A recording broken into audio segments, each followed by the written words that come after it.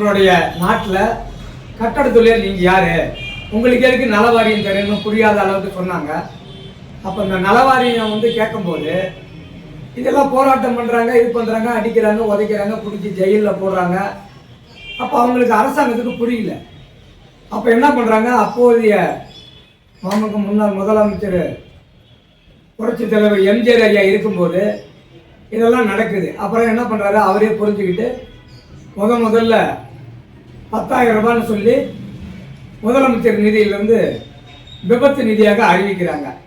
அப்புறம் அதிலிருந்து புரிஞ்சுக்கிட்டு கொஞ்சம் கொஞ்சமாக அப்படியே இந்த நலவாரியத்துக்கு தயாராகிறாங்க. அதுக்கு பிற்பாடு பார்த்தீங்கன்னா ஜெயலலிதா அம்மா, புரட்சித் தலைவர் ஜெயலலிதா அம்மா முதலமைச்சராக இருக்கும்போது 1994 4வது மாதம் 24ஆம் தேதி அப்போதைய பிரதமர் நரசிம்மராவ் ஐயா மூலியமா இந்த நலவாரியத்தை அவங்க அறிவிக்கிறாங்க. இந்த நலவாரியம் மூலியமா ஒரு அறிக்கை வருது. அப்போ அதுக்கு பிற்பாடு பார்த்தீங்கன்னா ஒரு 2-3 வருஷம் அது என்னன்னே தெரியல. அப்புறம் பார்த்தீங்கன்னா ஒரு 97, 98 தான் மக்களுக்கு எல்லாமே புரியுது. அப்புறம் சரியாக 2000 இருந்தால் தொழிற்சங்கம் பார்த்தீங்கன்னா இன்றைக்கி ஒரு 15,000 13,000 தொழிற்சங்கங்கள் உருவாகிருக்கு. அப்படி முதல்ல வந்து நம்ம கேட்குற இது வந்து அரசாங்கத்துக்கு புரியாது. அப்போ நம்ம அரசு வேலை வேணும்னா கிண்டலும் கேவிட்டு தான் பண்ணுவாங்க.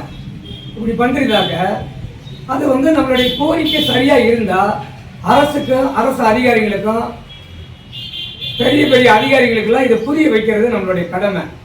6000 ஆண்டுக்கு மேலே கட்டட தொழிலாளி உருவாக்கப்பட்டதுன்னு சொல்கிறாங்க. உலகக்கே கட்டட தொழிலாளி தான் இந்த கோட்டை, கோயில், அரமணம்னு சொல்லிட்டு கட்டுமானத்துறையை உருவாக்கப்பட்டதுன்னு கட்டட தொழிலாளி தமிழ்நாட்டில் தான் சொல்கிறாங்க. அப்படிப்பட்ட இந்த தமிழகத்தில் உண்மையான கட்டட தொழிலாளிகளாம் இனி வருங்காலத்தில் தமிழ்நாட்டில் இருக்காது போல தெரிகிறது. அப்போ நம்ம நாட்டுக்கு அரசாங்கத்துக்கு இந்த 6000 வருஷமாக கட்டட தொழிலாளிகளுடைய கோரிக்கையை முன் வைக்கல. கோரிக்கை என்ன வேணும்னு முன் வச்சாதானே தெரியும். அம்மா இந்த ஸ்கூலில் எனக்கு இந்த ஸ்கூலில் எனக்கு வந்து மிஸ் டீச்சரை வந்து எனக்கு இந்த பொருள் வாங்கிட்டு வர சொல்கிறாங்கன்னு குழந்தைங்க வந்து அம்மா கிட்ட சொன்னால் தான் அவங்க கேட்டு வாங்கி தருவாங்க. சொல்லாத போனால் எப்படி தெரியும்? அதுபோல் நம்மளுடைய தமிழ்நாடு அரசுக்கு கட்டட தொழிலாளிங்க நமக்கு என்ன தேவைங்கிறது இதுவரைக்கும் இந்த 6000 வருஷமாக சொல்லவே இல்லை. பாருங்க, ஆட்டை வச்சு, மாட்டை வச்சு, பாம்பை வச்சு, பள்ளியை வச்சு, இப்படி மிருகங்கள்லாம் என்ன நினைக்குது, எப்படி வாழுது, எப்படிலாம் இருக்குதுன்னு ஒரு சினிமா துறையில் எடுத்து வச்சிருக்காங்க. அதை வந்து விழிப்புணர்ச்சியாக காட்டியிருக்காங்க. அதே போல் பார்த்தீங்கன்னா நாட்டில் இருக்கிற விவசாயமாக இருக்கட்டும், அதோட நெசவாளராக இருக்கட்டும், மற்ற தொழிலாக இருக்கட்டும், எல்லா தொழிலுக்கும் விழிப்புணர்ச்சி கொடுத்துருக்காங்க. அவங்க கேட்டிருக்காங்க. அந்த கேட்டதன் வாயிலாக அரசாங்கத்தில் கோரிக்கையை வென்றிருக்காங்க. இப்போ அதே சமயத்தில் கட்டட தொழிலாளிய நீங்கள் சட்டம்னு ஒன்று இல்லாத போனால் எப்படி இந்த கட்டுமான நலவாரியத்துக்கு நலவாரி வந்திருக்கான்? மன்னர் காலத்திலேயே இந்த கட்டுமான தொழிலை பற்றி மிகப்பெரிய அளவுக்கு எழுதி வச்சிருக்காங்க. அதனுடைய அடிப்படையில் தான் இந்த கட்டடம் கட்டுறதுல அப்ரூவல் மூலியமாக நமக்கு 1% பணம் வந்து இன்னைக்கு கோடிக்கணக்கான ரூபா நலவாரியத்தில் பணம் வருது. அப்போ இந்த கட்டுமான தொழிலுக்கு நலவாரி ஒன்று வேணும்னு சொல்லி இதை புரிய வச்சது நம்மளுடைய கட்டட தொழிலாளி தான். இப்போ அரசாங்கம் கொடுத்துருக்காங்க. இதில் பார்த்தீங்கன்னா அதுக்கு பிற்பாடு தான் அரசாங்கம் ஒவ்வொன்றா சேர்த்து இன்னைக்கு 20 நலவாரியம் கொண்டு வந்திருக்காங்க. அரசாங்கமே எடுத்த உடனே கட்டுமான தொழிலாளிகளை தான் தரணும், இத்தனை வாரியம் வரணும், கொடுக்கணும்னு சொல்லி அரசாங்கம் உருவாக்கலை. அரசாங்கம் உருவாக்கலை. பாருங்க, இந்த நாட்டில் இருக்கிற பஸ்ஸு, வண்டி, வாகனம், விஞ்ஞான பொருள், இபி, எலக்ட்ரிக், இந்த மாதிரி கம்ப்யூட்டர் சயின்ஸ், இந்த மாதிரி செல்போன் மாதிரி இருக்கிற அத்தனையும் யாரோ ஒருத்தர் கோரிக்கை வச்சு முயற்சி பண்ணி தான் கண்டுபிடிச்சிருக்காங்க. இதெல்லாம் அரசாங்கமோ அரசு அதிகாரியோ இத்தனையும் கண்டுபிடிக்கல. கண்டுபிடிச்சதை வச்சு அவங்க வந்து மேம்படுத்துவாங்க. அதான் அரசோடைய வேலை. அரசுக்கு சட்டம் என்ன சொல்லுதோ அந்த சட்டத்தைப்படி நடக்கிறது தான் அரசு அதிகாரிகளுக்கும் அரசுக்கும் வேலை. அந்த சட்டத்துக்கு மக்களுடைய கோரிக்கை அடிப்படையில் நிறைய கோரிக்கை வந்து தமிழ்நாடே ஒற்றை கோரிக்கை நின்னா அதை அரசு பரிசீலனை பண்ணுவாங்க. அந்த பரிசீலனைக்கு பிற்பாடு தான் ஓஹோ இதை கொடுத்தா அரசுக்கு நன்மையா இருக்கும், இந்த நாட்டுக்கு நன்மையா இருக்கும், இந்த மக்களுக்கு நன்மையா இருக்குன்னு அப்பதான் வரும். அப்படிப்பட்ட இந்த உலகத்துக்கே வழிகாட்டியா இருக்கக்கூடிய இந்த கட்டட தொழிலாளிகளுடைய இந்த கட்டுமான பணி கொஞ்சம் கொஞ்சமா இந்த நாட்டில் கட்டட தொழிலாளியே இல்லாத நிலைமை, தமிழகத்தில் கட்டட தொழிலாளியே சிற்பிகள் இல்லாத, இந்த தொழில் தயார் பண்ணவங்களே இல்லாத நிலைமை உருவாகுது. இந்த நாட்டையும் நாட்டு மக்களையும் இந்த தொழிலையும் காப்பாற்ற வேணும்னா கட்டட தொழிலாளிகளுக்கு சரியான அங்கீகாரம் கொடுத்து அரசு வேலை வாய்ப்பு கொடுத்து திறன் மேம்பாடு மூலியமா 40 வருஷமா கட்டட தொழிலாளிக்கு பயிற்சி கொடுக்குறதுன்னு சொல்றாங்க. ஒரே 1% கூட அதுல இன்னும் நல்ல பயனடையல. இது எல்லாருமே சர்வ் பண்ணி தெரிஞ்சுக்கிட்டான். அதே போல பாத்தீங்கன்னா இப்ப வந்து குளத்தொழில் பாத்தீங்கன்னா ஐடி பாலிடெக்னிக் இருக்கிற எல்லா தொழிலையும் கொண்டு போயிட்டு அதை சேர்த்திருக்காங்க. கட்டுமான தொழில மட்டும் ஐடியில சேர்க்கல, பாலிடெக்னிக் சேர்க்கல.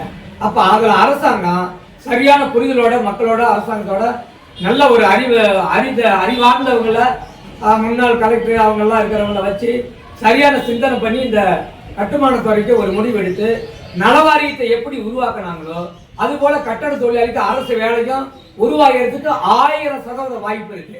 அதை உருவாக்கணும். அதே போல பாத்தீங்கன்னா இப்ப நம்ம சாலை பணியாளர் கொடுத்துருக்காங்க. அதே போல இபியில வந்து தினக்கூலியா இருந்தவங்கள பர்மனெண்ட் பண்ணி கொடுத்துருக்காங்க. இப்ப பாத்தீங்கன்னா இப்ப இந்த சாரா கடைக்கு என்ன பேரு டாஸ்மார்க் கூட அவரை ஒரு ஒப்பந்த அடிப்படையில் கொடுத்திருக்காங்க. இப்படி பல விதத்துல அரசாங்கத்துல ஒப்பந்த அடிப்படையில அரசு வேலையை கொடுத்திருக்காங்க. இந்த உலகக்கே பெரிய ஒரு பொருளாதாரமா இருக்கக்கூடிய கட்டுமான துறையிலையும் கொண்டு வந்த எண்ணம். இப்ப பாத்தீங்கன்னா ஒவ்வொரு துறைக்கும் ஒவ்வொரு அசிஸ்டன்ட் இருக்காங்க. ஆனா கட்டட தொழிலாளிக்கு இன்ஜினியர் இருக்காங்க. இப்ப இன்ஜினியர் இருக்கும்போது ஒரு மேஸ்திரியும் அவங்க ஒரு லெவலா வந்தாங்கன்னா இது காலத்துல ஒரு சரியா இருக்கு. இப்போ வேலையில்லா பட்டதாரிங்கிற ஒரு சினிமாவில் ஒரு கட்டடத்தை பத்தி இன்ஜினியர் ஒரு வேலை செய்யறாரு. அந்த வேலை வந்து இடையிலே நின்று போது அப்ப அந்த கதாநாயகன் என்ன பண்றாரு, கம்ப்யூட்டர்ல வந்து தகவல் கொடுக்குறாரு. இந்த கட்டடத்தை வேலை செய்யறதுக்கு எப்படின்னு கேட்கறாங்க. அந்த கம்ப்யூட்டர்ல போட்டு ஆள் இல்லாத நிற்கும் போது இன்ஜினியர் எல்லாம் பஸ் ஏறி வந்து ஆயிரக்கணக்கான இன்ஜினியர்லே வந்து அந்த வேலையை கட்டின மாதிரி காட்டுறாங்க. சித்தாளு, பெரியாளு, கொத்தனாரு, எலக்ட்ரிஷியன், பிளம்பரு, காங்கிரீட் போடுறவன், கம்பி கட்டுறவன், வர்ணம் பூசுறவங்க, இப்படி டைல்ஸ் போடுறவங்க, வெல்டிங் வைக்கிறவங்கன்னு யாருமே காட்டல. எல்லாமே இது என்னத்துக்கு நான் சொல்றேன்னு சொன்னா இந்த நிலைமை நீடிச்சா அந்த சினிமாவில் வந்த மாதிரி ஒரு காலத்துல வெறும் இன்ஜினியரா தான் வேலை செஞ்சுக்கிற மாதிரி சூழ்நிலை வந்துடும். ஏன்னா அப்புறம் சித்தாலே வரல, கொத்தனார் பசங்களே வரல, அப்புறம் யாருமே இல்லாத எங்க போவீங்க? அந்த நிலை மாறணும்னா அரசாங்கத்துக்கு கட்டட தொழில் தமிழகத்தில் இருக்கிற எல்லாருமே 15 கிட்டத்தட்ட 12,000 தொழிற்சங்கங்கள் இருக்கு. இந்த தொழிற்சங்கம் தொழிலாளர் மற்றபடி பெரிய பெரிய தொழிலாளிகள் எல்லாம் ஒன்னா சேர்ந்து இதை வந்து நல்லா புரிஞ்சுக்கிட்டு வேலை செஞ்சாதான் இது புரியும், இது வந்து நடக்கும். அப்ப அரசுக்கு சரியான நம்ம இந்த நம்மளுடைய நோக்கத்தை கொண்டு போனோம். பார்த்தீங்கன்னா 100 ஆண்டு சினிமா திரையுலகத்துல கட்டட தொழிலாளி கடு உழைப்பு இதுவரைக்கும் ஒரு எல்லளவு கூட இடம் பெறல. அப்ப ஒரு வீடு இல்லாத சினிமா துறையோ அல்ல அரசியல்வாதிகளோ அல்ல அதிகாரிகளோ இல்ல இந்த நாட்டு மக்களோ வீடு இல்லாத யாராவது இருப்பாங்களா? அப்ப அந்த வீடு கட்டின அந்த உழைப்ப அந்த கஷ்டத்தை எந்த யாருமே இதுவரைக்கும் புரியலன்னு தான் அர்த்தம், உணரலன்னு தான் அர்த்தம். ஐயா உயிரை கொடுத்து ரத்தம் கொடுத்து வேர்வை சிந்தி கடும் உழைப்பு வேவாத வெயில்ல 9 மணியிலிருந்து 6 மணி வரைக்கும் நிக்காத பொழுதுக்கு ஒரே இடத்துல வேலை செய்யறான். அப்படிப்பட்ட அந்த உழைப்பாளிய இந்த நாடே என்ன வந்து புரிஞ்சுக்கலன்னா இப்படி ஒருத்தருக்கு வச்சு உற்சாகம் கொடுக்கணும். எல்லாத்துக்குமே சினிமா துறையும் அரசியலும் உற்சாகம் கொடுக்குது, அதிகாரியும் கொடுக்குறாங்க. இவன் கட்டட தொழிலே சரியில்லை சரியில்லை சரியில்லை எங்க தெரியவான் வேலையை வாங்கிட்டு கூலி கொடுக்கறதுக்கு சரியில்லைன்னு உத்தரவு கொடுத்தனா அவன் உழைப்பு. இப்ப வான் உயர்ந்த கட்டடங்கள் இப்ப வந்து 1000 ஒரு 100 அடி உயரத்துக்கு உண்டான கட்டடங்கள்லாம் 10 அடுக்கு 20 அடுக்கு உயர கட்டடம் இன்னைக்கு வந்து நின்றுகிட்டு இருக்குதுன்னா இந்த கட்டட தொழிலாளி உழைப்பு இல்லாம எப்படி இந்த உழைப்பு இந்த ஊரெல்லாம் இப்படி எல்லாம் உருவாயிருக்கான் பாருங்க. எம்ஜிஆர் படத்துல ஒரு பாட்டு பாட்டு இப்பதான் வந்து பாட்டு